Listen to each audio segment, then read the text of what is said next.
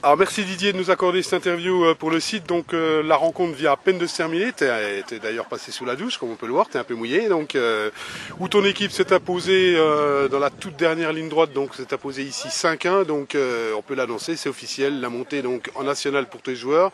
Et je suppose, et nous supposons que tu es très très satisfait. Oui, c'est vrai que je suis très content de leur parcours parce que quelque part, pour l'instant, on a enchaîné les matchs les uns après les autres et on ne possédant que 2 défaites en championnat, plus une troisième contre Guingamp en 8e de finale à Gambardella. Donc c'est vrai que c'est un parcours qui est quand même historique, on va dire, et qui est très très très difficilement réalisable. Donc les jeunes ont été super tout au long de la saison, même s'il y a eu quelques fois les recadrer, mais c'est de bonne guerre parce qu'ils n'ont quand même que 18-19 ans, donc c'est sûr qu'à cet âge-là, on en profite, on a tendance un petit peu à se relâcher de temps en temps. Alors effectivement, comme tu l'as dit, un parcours historique, hein, une coupe Gambardella qu'on n'oubliera pas de sitôt, donc un titre, une montée en nationale, une coupe de Haute-Saône qui devrait, on va dire, logiquement bien se passer, et puis une finale samedi à Léo-Lagrange en Coupe de Franche-Comté pour jamais 203, on va dire, pour la gagner une troisième fois, une troisième année consécutive. Oui, bien sûr. De toute façon, on s'était dit en début de saison que l'objectif c'était de gagner le plus possible de titres.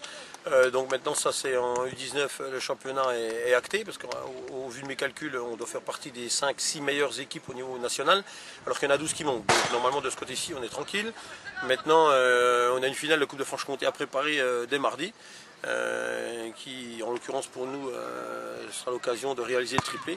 C'est-à-dire 3 années de suite être vainqueur, je ne pense pas que c'était déjà effectué sur ces dernières années. Et ensuite viendra la Coupe de Haute-Saône avec une demi-finale à Pérouse. Et j'espère bien qu'on puisse réaliser le triplé, quoi. Et puis après, donc, ces échéances toutes proches en Coupe de France, pour tes joueurs, ce sera des vacances bien méritées. Pour toi, par contre, il va falloir peut-être pencher un peu sur le recrutement pour l'année prochaine. Oui, bien entendu, j'avais déjà quelques touches, hein, puisque j'avais déjà un petit peu anticipé, même si j'attendais d'être sûr d'accéder. Voilà, donc j'ai quelques joueurs qui sont intéressés, et qui sont intéressants surtout, et je pense qu'avec la montée officielle, donc la dernière victoire officielle de notre équipe, j'aurai certainement des demandes qui vont arriver sur mon bureau dès lundi. De nombreux CV. Oui, certainement, j'ai déjà reçu pas mal, quelques contacts avec des gamins qui sont sur le coin aussi, des régionaux, on va dire. Donc voilà, mais l'objectif n'est pas de ramener ou de récupérer 15 joueurs extérieurs pour faire comme certains par le passé. Non, l'objectif est de faire du poste par poste, de regarder là où on a des demandes, des besoins surtout, et après d'essayer d'affiner les choix et d'avoir une équipe compétitive pour l'an prochain. Eh bien, merci Didier, encore bravo pour cette formidable saison qu'on n'oubliera pas de sitôt. Et puis bonne échéance pour les coupes de Franche-Comté et Haute-Saône. Et puis à très bientôt pour de nouvelles aventures avec les U19. Ben, pas de souci.